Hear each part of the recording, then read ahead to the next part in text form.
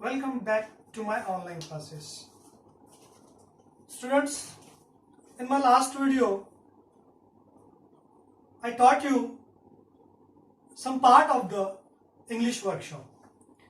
We completed first 3 parts of the first poems English workshop. Now, let us discuss in this video the next part of the English workshop. That is number 4. Match the lines in column A with the figures of speech in column B. आता figures of speech याच्याविषयी थोडी चर्चा मी केलेली होती सुरुवातीला apostrophe याच्याबद्दलची.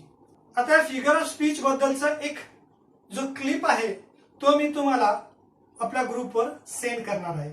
तुम्ही सगळ्यांनी तो लिहून घ्यायचा आहे. त्याच्यावर नंतर आपण पुन्हा चर्चा करूया. पुन्हा तो क्लिप ते वाचल्यानंतर तुम्हाला तुमच्या सगळ्याची आयडिया आहे ना ते क्लिअर होईल. कारण तो फिगर ऑफ स्पीच आता मला एवढा स्पष्ट करण्यासाठी एवढा वेळ माझ्याकडे नाहीये. तर त्याच्यासाठीची मी क्लिप तुम्हाला पाठवतो. तुम्ही सगळ्यांनी तुमच्या वहीमध्ये फिगर्स ऑफ स्पीच लिहून घ्या. इथं या 2 कॉलमच्या नंतर खाली येलो कलर मध्ये 3 लाईन्स आहेत. 3 lines are there. I am going to read one of the figures of speech. The figures of speech that we are going to study here, that is an alliteration. त्यालाच मराठीत म्हणतात अनुप्रास अलंकार. शब्दालंकारातला एक अलंकार आहे अनुप्रास अलंकार. आता हे alliteration कशाला म्हणायचं? Alliteration is the occurrence of the same sound at the beginning of the words in a phrase, sentence, etc. such as that life is lived its very best. अनुप्रास अलंकार किंवा alliteration कशाला म्हणायचं की एक स्वर जो आहे त्या स्वराचं रिपीट असते, रिपिटेशन असते. स्वराचा रिपिटेशन ज्यावेळेस होतो दॅट बिकम्स अनुप्रास अलंकार. त्याचं उदाहरण इथं आपल्या कवितेतली एक ओळ आहे. That life is lived it's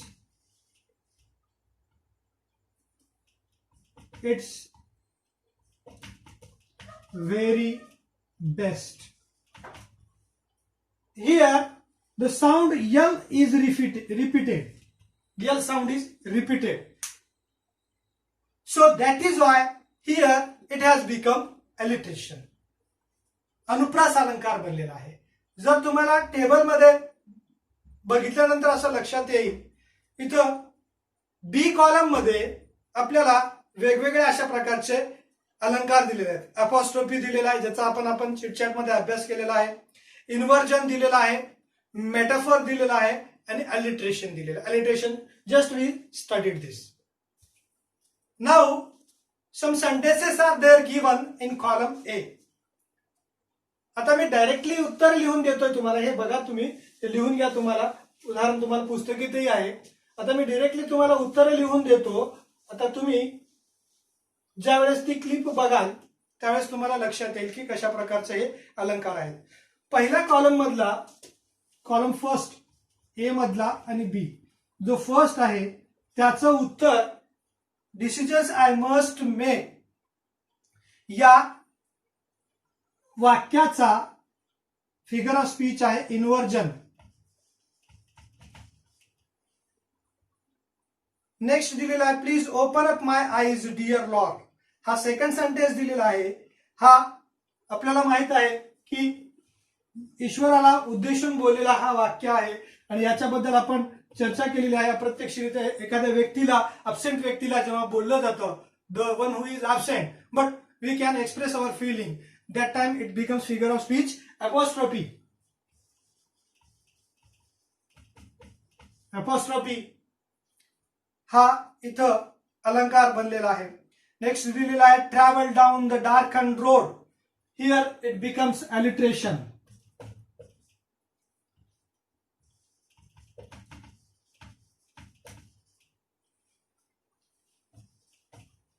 And last one is that I can choose the choose to take the road of life. It has become metaphor. So write down all this. इथं मी असं एक सेंटेन्सेस आहे वाक्य लिहिलेलं नाही, पण फेअरवेलमध्ये तुम्ही लिहिताना पूर्ण वाक्य लिहून त्याच्यासमोर ते उत्तर लिहायचे.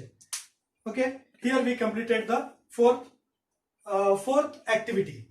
Now the next activity, next task in our English workshop is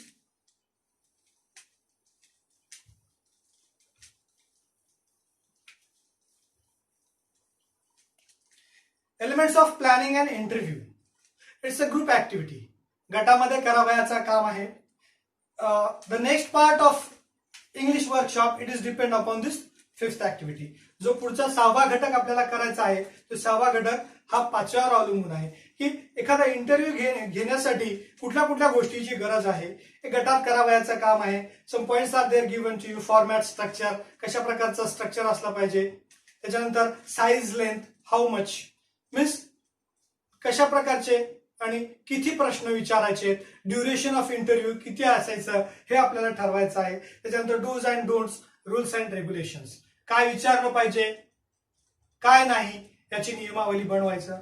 त्याच्यानंतर टाइप ऑफ क्वेश्चन्स, जे प्रश्न विचारणार आहात त्या प्रश्नामध्ये तुम्ही कशा प्रकारचे प्रश्न विचारणार आहात, येस नो और WH क्वेश्चन्स, या दोन्ही प्रश्नाच्या प्रकारचे तुम्हाला प्रश्न विचारावे लागणार आहेत. त्याच्यानंतर हा एवढंच अशा प्रकारचा 5व्या युनिट बद्दल चर्चेचा होता. पण 6वा जो आहे तो ह्याच्यावरच बेस्ड आहे. तो काय म्हणतोय बघा, prepare a set of 10 questions to an interview of any successful teenager. You may use the following guidelines. आता 5व्या ऍक्टिव्हिटीवर आधारित अशा प्रकारची 6वी ऍक्टिव्हिटी आहे. ह्याच्यात काय म्हणलेलं आहे की तुम्हाला एका किशोरवयीन अशा मुलगा किंवा मुलीची तुम्हाला मुलाखत घ्यायची आहे. पण ते कसे आहेत, सक्सेसफुल, यशवंत आहेत, अशा प्रकारच्या किशोरवयीनची मुलाखत घ्यायची आहे. त्याच्यासाठीचे set 10 questions to an interview. मुलाखत घेण्यासाठी you may use the following guidelines. खालील दिलेल्या गाईडलाईन्सचा तुम्ही मार्गदर्शक सूचीचा उपयोग करा. Standard template for conducting an interview. आता इंटरव्ह्यू घेण्यासाठी एक उत्कृष्ट अशा प्रकारचा एक नमुना आपल्याला दिलेला आहे. फर्स्ट मध्ये सांगितलेला नेम ऑफ द इंटरव्ह्यू, ज्याची कोणाची मुलाखत घ्यायची आहे त्याचं नाव, नेम ऑफ द इंटरव्ह्यूअर, जो कोणी मुलाखत घेणार आहे त्याचं नाव. आता टॉपिक जो दिलेला आहे त्याच्यामध्ये तुम्ही अशा प्रकारचा किशोरवयीन, त्याच्यामध्ये personal, recent, sports, business, music, art, हे वेगवेगळ्या अशा प्रकारचे टॉपिक दिलेले आहेत. वैयक्तिक मुलाखत घेऊ शकता किंवा जो किशोरवयीन एक क्रीडा स्पर्धेमध्ये यश प्राप्त केलेला आहे, व्यावसायिक म्हणून किंवा कला क्षेत्रामध्ये, संगीत क्षेत्रामध्ये त्यांना आपला नावलौकिक प्राप्त केलेला आहे, अशा प्रकारच्या एका व्यक्तीची आपल्याला मुलाखत, किशोरवयीनची मुलाखत घ्यायची आहे. ठिकाण, व्हेन्यू म्हणजे ठिकाण, कुठलंही ठिकाण दिलेल्यापैकी, studio, TV channel, auditorium hall etcetera.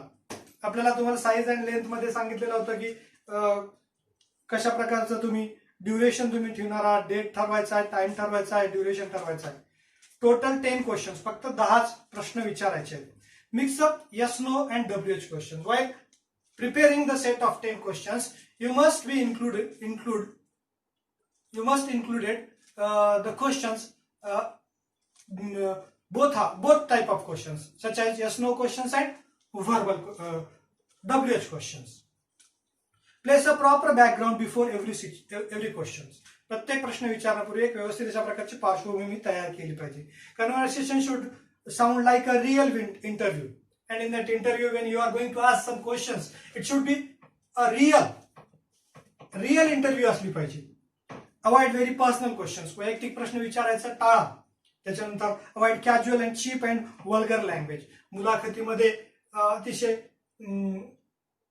तोडकी मोडकी अशा प्रकारच्या शब्दाचा रचना करून, वल्गर, वाईट अशा प्रकारच्या शब्दाचा उपयोग करून तुम्ही मुलाखत तयार करू नका. तर मी इथं तुम्हाला या इंटरव्ह्यूसाठी विचारावी लागणारी जी 10 प्रश्न आहेत, ती 10 प्रश्नापैकी 4-5 प्रश्न मी इथं लिहून देणार आहे. पुढील 5 प्रश्न तुम्ही तयार करायचे आहेत तुमच्या पद्धतीने. First question, at first we have to decide whom that you are going to take an interview. कोणाची तुम्ही मुलाखत घेणार आहात पर्सनल घेणार आहात का, रिसेंट स्पोर्ट्समॅन घेणार आहात, बिझनेसमॅन घेणार आहात की म्युझिक मध्ये घेणार आहात की आर्ट्सवाला घेणार आहात. तर मी एक सिलेक्ट करतो म्युझिकवाला.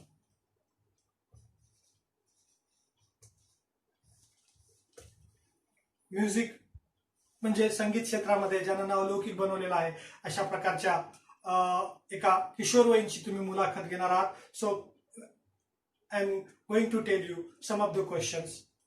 फर्स्ट वन,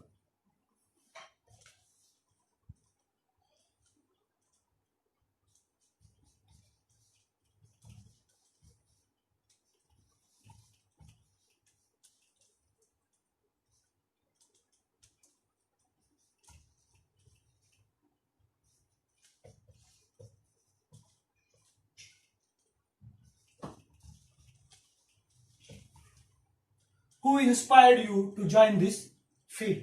या क्षेत्रामध्ये येण्यासाठी तुला कुणी प्रेरणा दिली?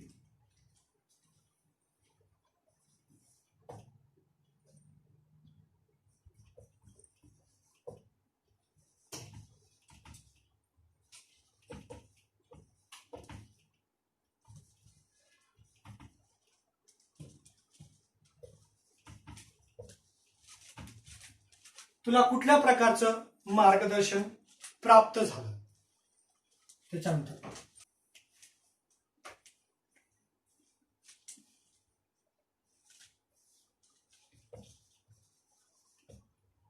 What are your future plans? भविष्यातील तुझ्या योजना काय आहेत?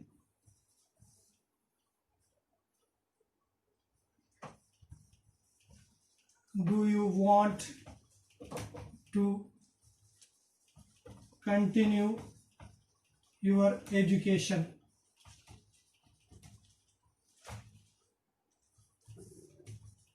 Next, how does your family support you? These are some of the questions that I have written on the board. So the remaining questions, I hope we have to complete near about 10 questions. 5 questions that I have given you on my board. I hope you have written all these questions. The next remaining 5 questions that you have to do, it's an assignment for you, it's a task for you. Hope you will do it. I'm going to stop my today's teaching. In the next video, I'm going to teach you one of the very important topic, that is appreciation of the poem that we studied. It's very important topic, and in my next video I will post you the appreciation of this poem. Thank you. Thanks for watching.